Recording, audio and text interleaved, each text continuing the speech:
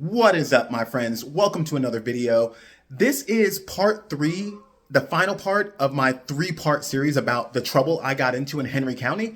If you haven't seen the first 2 parts, you definitely want to go watch those 2. I'm going to jump right in where I left off in the story, so this will make no sense if you didn't watch the first 2 videos. Just look back in my feed. They're the last 2 videos I posted. They're listed as part 1 and part 2. Check those out, then come watch this, because we're going to pick up right where we left off.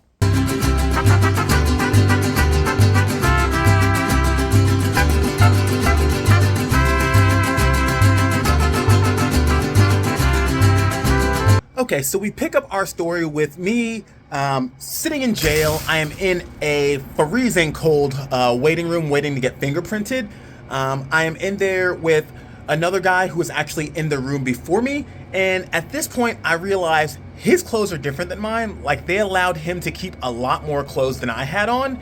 And that had me kind of wondering what was going on, because your boy was cold. This guy had a sweater on and was already cold, so let's get back into the story. He had like a construction, like an overshirt over his t-shirt. He had like a little bit more clothing than me, essentially. And then same with the guy on the end. He had a hoodie and still his t-shirt. And I start to wonder, like, what's the difference? How do I not have any clothes and they have clothes? Is it just some people that book you in are a lot more strict or what? So finally I just say, like, did you turn yourself in? And he was like, nah, I got arrested.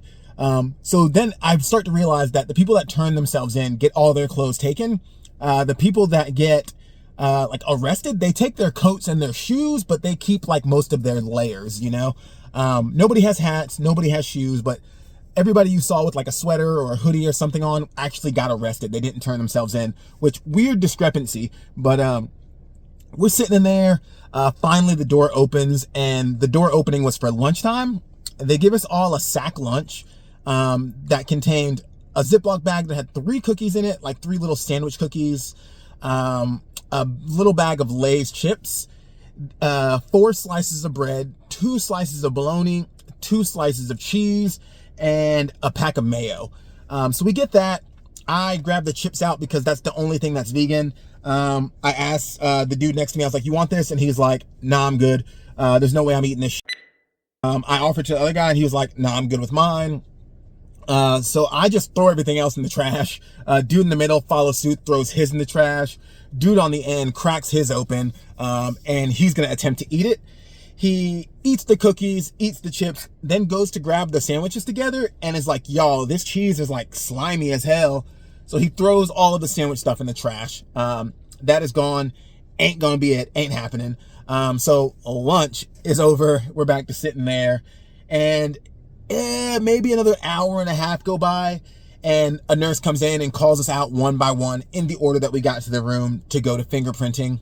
Fingerprinting was honestly pretty normal. It was pretty easy, just like fingerprinting for like a concealed carry permit or passport or whatever other government thing you need to get fingerprinted for. A hand sanitizer, roll each finger on a little thing to make sure it senses it, get that recorded, and you're good to go. At that point, you're fingerprinted. And then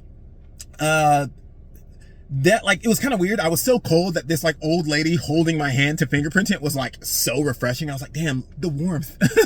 I had already like dropped into survival mode, and I was like, oh my God, this old lady's hand, I have to stall this. I'm like trying to fingerprint so she has to hold my hand longer and I can be warmer. But we finished there, and they take us to the intake room.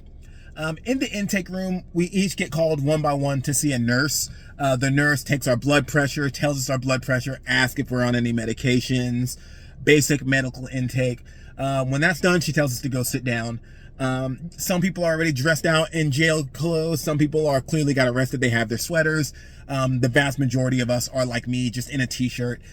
People that turn themselves in or are weekenders. In that county, there's a thing where if you get arrested mostly for a DUI and you get sentenced to, like, let's say a year in jail or whatever for your crime, you can serve that time on weekends only. You can go just Saturday and Sunday and like every single week and serve 2 days of your sentence every week until you pay off your whole sentence. That way, you can maintain your job, you can maintain your relationships, you come out and your whole life isn't ruined because you spent a year with no income, yada, yada, yada. So there's a lot of weekenders in there, a lot of people like me that turned themselves in, and then just like a handful of people that got arrested, seemingly. We're all sitting there. It is even colder. Like I said, every room is just somehow colder. And I realized it was because of direct proximity to open doors. This intake area was right next to a big like loading dock that was open at all times. There was a door between us and that, but every time that door opened, because they were dropping somebody off, massive gust of cold air, because you can see there's like a bay where police cars pull up. The bay is open so they can bring somebody in, drop them off, and just leave, like quick drop-offs, you know? But freezing in there. Not a single person in this room had their arms out. Everybody had their arms in their shirt, hugging themselves. A lot of people were even going as far as pulling their shirts or hoodies or whatever over their knees to kind of get their knees tucked in, just kind of all nestled in, just trying to be warm. We're sitting in the intake room. I see a few people that get dressed out. They like get put in like a jumpsuit and then they leave. And I asked like the guy that came in, the guy that was in the room that I first went in, I was like, yo, you have any idea where they're going? And he was like, I'm pretty sure those are the people that are like going up to get their bunks. They're going to get a bed. And I'm like, oh, cool. I was still under the impression, like the judge said, that I would only be there for a few hours, like 2 to 8 hours was my estimate. And I had already been there 3-something hours. So I was like, cool. Just gonna chill in here. There was a football game on. I don't watch sports or anything. I don't really know much about football, honestly, but I was watching it. It's something to do. I'm trying to learn about it. I am learning all the little sayings and whatnot about the sport as people talk about it. Just sitting there watching it. And a couple different cycles of people get dressed out and they go upstairs, but for the most part, all the same faces are in there. Not very many getting added, not very many leaving, but generally everybody is cold. There's payphones in the back. So you can go back, collect call. I make a couple of those. Just trying to update. So we're all kind of doing that, making a phone call, watching TV, making a phone call, watching TV. Some people are chatting amongst themselves. Some people, I don't know if they got arrested together or just knew each other from being in the system, but some people were already acquainted and were friends. Maybe they're from the same neighborhood. You show up in jail and somebody you know from around the way is in jail too. But generally spirits are high despite everybody being really cold. That's the reoccurring theme, is people complaining about being cold. Again, there's a big glass wall where there's cops behind it. They have their computers and people keep going up like one at a time, kind of airing the same grievances. Like, hey, what's going on with me? Why am I still here? Can I get a blanket? Can I get a jacket? And they keep saying, we can't give you blankets because if we give you blankets, there won't be enough blankets for the people in the back. We have a shortage of blankets. And they keep saying that it has to be cold in there because all the doors have to be open, which simply doesn't make any sense to me. I don't understand why you can't just drop somebody off and like hit a buzzer and they come open the door to let you in. But we're all freezing in there and they're not concerned because they all have coats on. They all have coats and boots and hats and scarves. And one guy was wearing a jacket with like a bubble vest over it. They're warm and they're in their back little area. So between us and the door, there's one door. Between them and the door, there's a door and a whole layer of ballistic glass. And there's no openings. It's all speakers. And the only entrance to there is around the corner. There's a door. And between us and that door to that room, there's another door. So they have several layers of like warmth, I guess, barriers, temperature barriers, weather barriers, whatever. So we get the full brunt of it, basically. Every time that door opens for anything, like the janitor comes in, the nurse goes out for something, that door opens, huge gust of cold air. Like at one point somebody's like, y'all, can y'all stop going in and out? Like you're letting all the cold air in. People are complaining. There's a guy who's riding around in a wheelchair. Just really funny dude.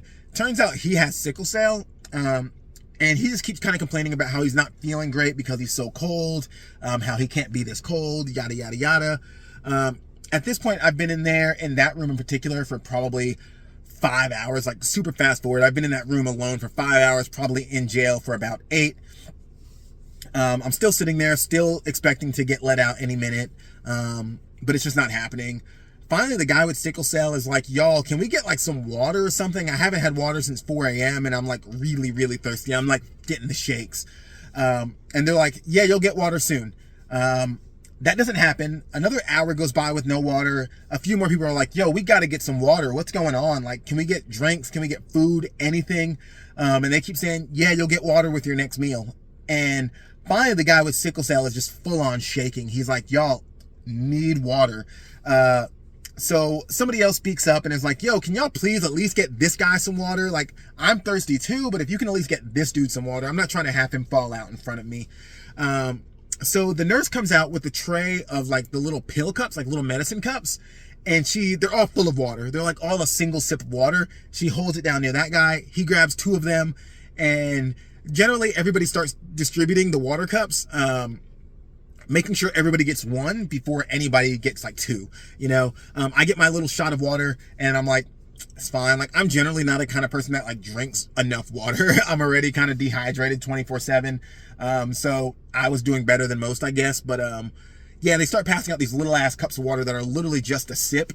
And then once the tray's gone, that's gone. One guy was on the phone and didn't actually get any water, which is another reoccurring theme. If you're not in the right place at the right time in this jail, you do not get what you need.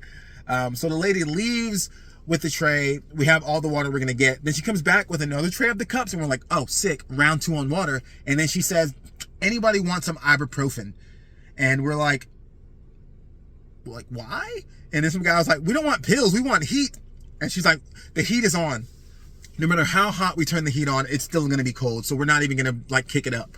And he was like, all right, well, nah, we're good on pills. And then one guy says, cleverly, if we take the pills, do we get more water? And she said, no, that's all the water for now. We don't have any more. And so we're all pass up on the pills. Like, even if you want the pills, are you just gonna like dry swallow these pills? You've already had your sip of water.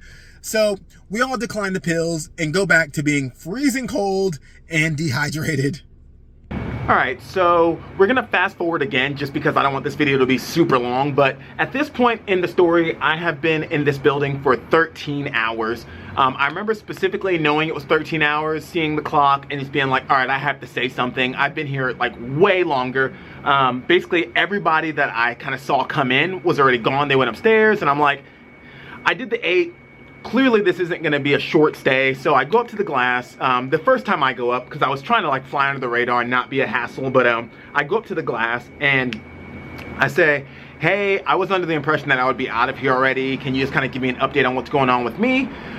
She asked my name, and then I tell her, she looks it up and she's like, oh, I thought you were already gonna be gone. And I was like, you know, I thought I was already gonna be gone too.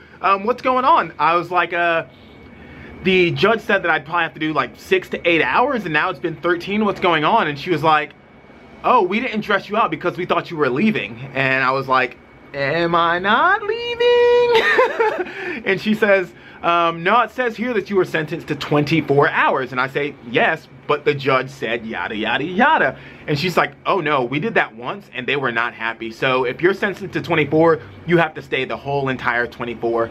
And I was like, cool. So I got here at 7 a.m. I'm gonna be here till 7 a.m. And she's like, yep, absolutely. And then I said, then why am I still in this room? And she says, honestly, we didn't realize you were still in here. Number 1 time that I was forgotten about, maybe number 2 time that I was forgotten about, because you remember in the very first lobby, I sat there for an hour with nobody knowing I was there. So number 2 time I was forgotten about. She says, we'll actually go ahead and dress you out because you definitely have to be here till 7 a.m. So I'm like, great. Let me go upstairs, let me get a blanket, let me hopefully get access to at least a water fountain, because at this point I am very thirsty and very hungry. I've gone ahead and eaten the potato chips that I've been holding on to this whole time because I haven't gotten any food yet. So she gives me that update and I go back to the little waiting area, and then a guy comes in and he's holding a bunch of clothes. So I'm like, oh cool, I'm about to get dressed out. And then he says, everybody who isn't dressed out, you're going into isolation. And I'm like, that doesn't sound good. This is already isolation. So he takes us into a smaller room, a very, very small room. I'm gonna roll up an image here. He takes 6 of us into this room. And the room is a little bigger than the image that I'm putting up. I would say it's 2 times as big as the image I'm putting up because I couldn't find the exact image, but he puts us in this room and there's nothing in there but that little cement ledge. He locks the door, and it turns out that there's 6 people in this jail that have COVID, and they need their outside time, they need their access to the phone, they need their access to the TV, so we have to be put in this isolation room. That way they can have their outside time. They're outside in the bigger cold room. So the small room is even colder, my dudes. It's so, so cold. that we're in there, we're all in our shirts. You have two options here. You can either stand up and be a little warmer, or you can sit down on that little cement ledge and be even colder, because you can feel the cold coming through that floor. It's so cold. We're in there for another hour, maybe 2 hours. And then we get let back out into the bigger room. At this point, we're all freezing. Everybody's shaking and shivering. Everybody's hungry. Everybody's really, really thirsty. And while we're sitting in there, Fulton County Sheriff comes in to drop somebody off. He's dropping somebody off in that county. And he's like, damn, y'all keep it cold in here. And the guy is wearing an Apple Watch. So he looks at his wrist and he's like, man, it's 45 degrees in here. And then just leaves. And at this point, we're all like, did this guy just say it's 45 degrees in here? We all knew it was cold in our t-shirts, but it turns out it's 45 degrees in here. We're all in just t-shirts. Some people have no socks on because they got their socks taken. We're freezing. We're out for another hour or so before they put us back into isolation. They say there's a health risk and the guy has to be alone for his outside time. So we're back in isolation. We're all back in this room and we get served dinner. Dinner is Salisbury steak with like this crazy looking gravy on it. It smells really, really horrible. It's like this beef patty over rice, really weird gravy, and a brownie. The first guy that gets his, like, he gets the whole stack. He's like passing them back, like, you know, when you're in school and you have to take one and pass it back. He's passing them back, and everybody opens it, gets this crazy smell, and immediately just puts it down on the ledge. Like, not a single person eats this food. We are, at this point, I think there's 9 of us in this little ass room this time. Nobody, not a single person takes a bite of this food. That's how gross it smells. It smells so gross that somebody was like, y'all cool if I put these over by the toilet just to get them a little further away from our, like, bed ledge situation, because it smells so horrible. But seriously, people that have been in this jail for hours upon hours upon hours with potentially no food, this food smells so gross, not a single person takes a bite. It all goes in the corner, piled up, and we just go back to sitting in there, freezing cold, hungry, and thirsty. So at this point, we're all chilling in our 45-degree room. The guy that came with me accidentally fell asleep on like that ledge in that cold room and woke up with like crazy rib pain just from laying on the bare cement. So he's complaining about pain, complaining about being cold. Everybody's complaining about being cold. We're all really worse for wear. So finally they come and they say, all right, everybody's going to get dressed out. They grab homie that got like his ribs hurt. They grabbed the other homie that was in the room with me, and they grabbed 2 other people. They dressed them out. The guy that came with me comes out pissed. And I'm like, bro, what's up? You good? What happened in there? And he says, they make you give up your socks, they make you give up your underwear, and they make you give up your t-shirt. And then they give you a jumpsuit, and they say you're going to get a county you're going to get the county jumpsuit, you're going to get a county t-shirt, you're going to get county socks and underwear. But the laundryman hasn't been around, so they take all of his underwear and give him just the jumpsuit. They say the laundryman hasn't been around, you'll get the rest of your stuff once he comes, but we don't know when he's coming. So this dude went from having socks and underwear and a t-shirt and being relatively like clothed but still freezing cold to being no underwear, no socks, no t-shirt, just this jumpsuit that has buttons down the front, and even colder because we're all wearing these like shitty little rubber slides. So he is livid. A guy comes and says, everybody that was just dressed out, come on, you're going upstairs. And I'm like, whoa, whoa, whoa, what about me? And he says, are you supposed to get changed out? And I say, yes, for the 3rd time. And he's like, why didn't you say something? And I say, well, I figured you guys would be, you know, keeping count of the people in your jail. At this point, kindness has gone out the window. I am freezing. I am pissed. It's been like 15 hours. So the guy's like, all right, let me get you a jumpsuit. Changes me out. He gives me the jumpsuit, puts me in the room that I'm supposed to change in, and he turns his back to me. And knowing that they don't have socks or underwear or any t-shirts, I figured, what the hell's the risk in trying to keep my shit? I'm already in jail. So really quickly, I throw the jumpsuit on over my clothes. The guy turns back around and is like, cool, you're good. Doesn't realize that I didn't give up all of my clothes, which, good. I switch out and it's time to go upstairs. They walk us through a door.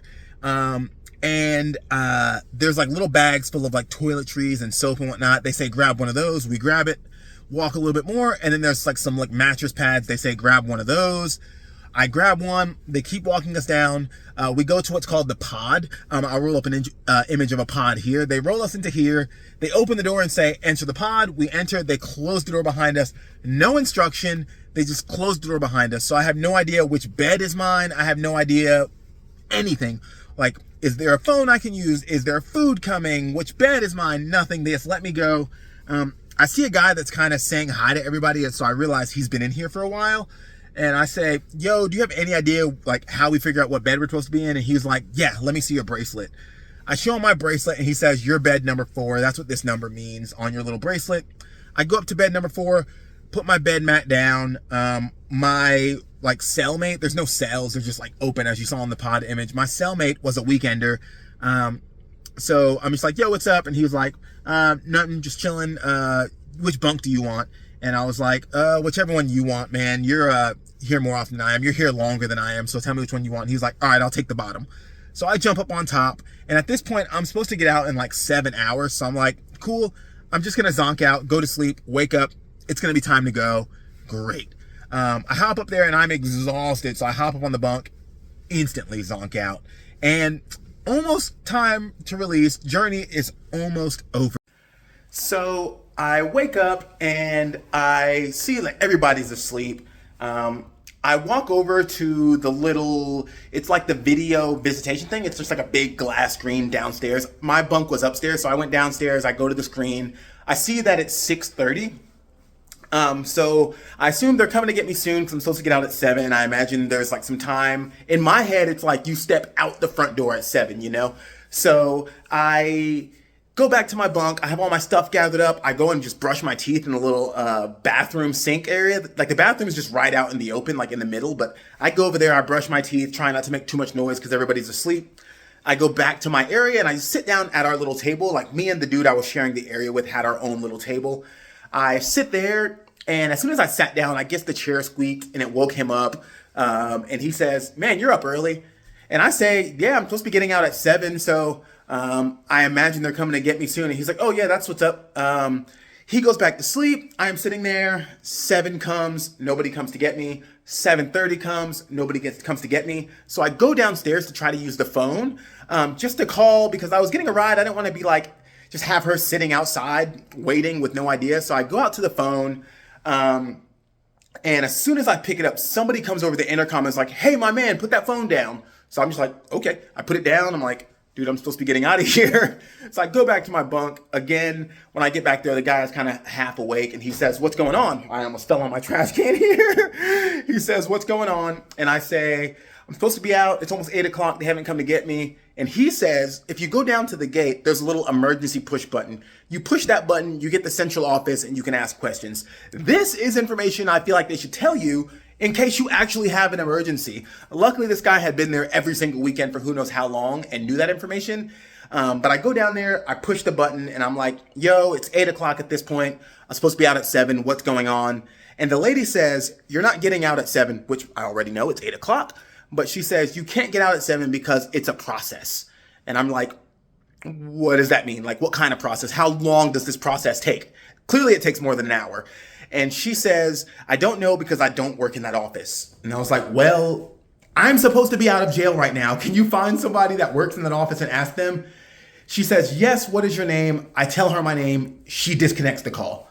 I go back to my bunk. I am sitting there for another 30 minutes. Another 45 minutes, then another hour, and somebody comes in to do a head count, and I run down there and I'm like, yo, I was supposed to be out of here 2 hours ago. Can you tell me what's up? And they do their roll and they're like, yeah, what was your name? I'll go up front and check.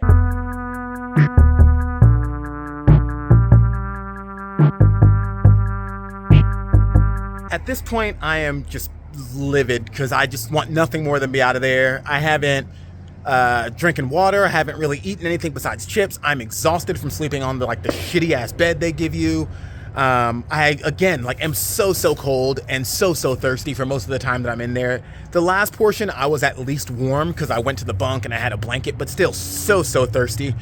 I go back to my bunk. I sit at that table again just to kind of try to chill out because at this point I'm really pissed. And my bunkmate is like, bro, I am so thirsty. And I'm like, yeah, same, man. And he says, were you up at 4 a.m.? And I'm like, no, why would I be up at 4 a.m.? And he tells me that 4 a.m. is breakfast time. If you're not up at 4 a.m. and able to walk to the pod door, you don't get breakfast. They go to the door with a big thing of trays. They'll hand you a tray, but they won't try to wake you up. They won't sound an alarm. They won't leave the tray in your bunk. Nothing. If you don't go to the tray, like the pickup thing, at 4 a.m., breakfast at 4 a.m., if you don't go there at that time, you don't eat that breakfast. And what comes with breakfast is the first water cup that you actually get. The first whole water cup is served with breakfast. He said usually you'll get that water cup and then a little packet that turns it into like Kool-Aid, like a little sweetener packet or whatever. And then most people will keep that cup all day and fill it from the sink for water. That's the only access to cups. That's the only access to drinks besides the sink water. And since I wasn't up at 4 a.m., because who was up at 4 a.m., I missed the breakfast. I missed the cup. So did he. And he was like, yeah, I just put my mouth on the sink. I don't really care. But yeah, that's it. Either get up at 4 a.m. or don't get water. But basically after about 3.5 hours of pushing the button, calling them, asking, pushing the button, calling them, asking, going to the door anytime somebody comes in, they finally call me for release. At the same time, they call 6 or 7 other people. So I imagine it seems like they just pushed my release further out so that they could release us as a group because a bunch of other people were getting out at like noonish. So I sat in there for an extra 4 to 5 hours for almost no reason. Like, again, just horrible communication. I talked to 4 to 5 different people that said they would check into it, never reached out to me, but they call my name. I walk out back to that same room I was in originally where we were like sitting for hours and hours and hours, that like intake room I showed you. I'm sitting in there for a bit. They give me my clothes. They walk me out the front door and I am finally out. So that is my story of how one speeding ticket cost me nearly $2,000, 16 hours of labor, about 28 hours of freedom, and just a whole buttload of stress. I personally will not be going back to Henry County for any reason. It's just not worth it. It's just crazy that their system is so bad there. Like, I would hate for something like actual to happen, like if you actually get in a car accident or something, you know, I don't want to be just involved with them at all. I don't want to go there and support anything that might give them tax revenue. I just don't want to be there. I left out the very last portion of my punishment, which was that TVIP, Teen Victim Impact Program, because it was pretty no frills. It was an hour-long Zoom class. You had to turn your camera on, pay them $50, and just watch this video that looked like it was shot in like 2002 about how kids will die if they don't wear seatbelts. Again, 35, I wear a seatbelt, doesn't matter, but I did it. I got freed from probation. The probation officer just would not return my calls at any point. She would send emails that were like 3 words long. It was just all terrible. Every step of the way was just terrible, super unprofessional. Nobody telling you what to do. Nobody giving you any kind of updates. People forgetting about you completely. It was just all really trash. But I'm done. I'm free of it. I'm going to slow down no matter what. I am not going to go back to that county. Yeah. If you guys watched all 3 episodes of this crazy story, I appreciate your support. If you watch any of my videos, I super appreciate your support. And if you're leaving positive comments, that means the world to me. I love the people that tell me their stories about their Honda Trails or their Harleys or their Triumphs or their Super Cubs.